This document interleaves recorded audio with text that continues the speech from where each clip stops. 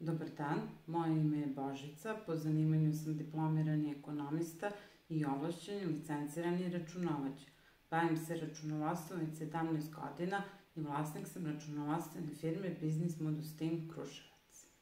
U današnjem videu udružujemo snage sa vizionarom Martinom Lutherom Kingom i koracima ka uspehu u biznisu. Pripremite se da se inspirišete i saznate kako vaše snovi mogu postati stvarnost. Koristite svoju maštu i otvorite se za nove ideje, jer danas ćemo vas voditi kroz ključne korake kako da ostvarite svoje ciljeve i finansijski uspeh.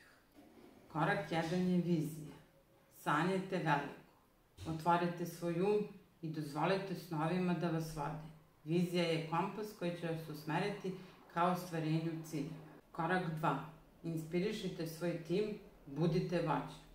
Podelite svoju viziju sa vašim timom i inspirišite ih da zajedno radite ka ostvarenju ciljeva. Vaša uloga kao vođa je da motivišete i podržite svoje saradnike.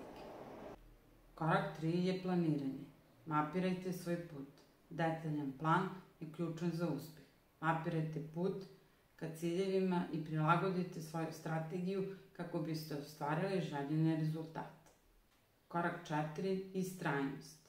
Nikako ne odustajte.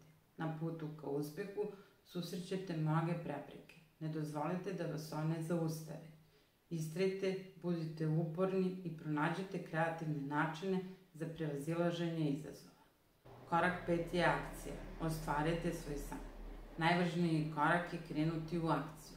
Verujte u sebe i krenite ka ostvarenju svojih poslovnih ciljeva. I za kraj, I have a dream. Želim da znate da smo tu za vas ukoliko vam je potrebna podrška. Možete nas kontaktirati i zakazati vaše online konsultacije putem našeg sajta. Pozdrav!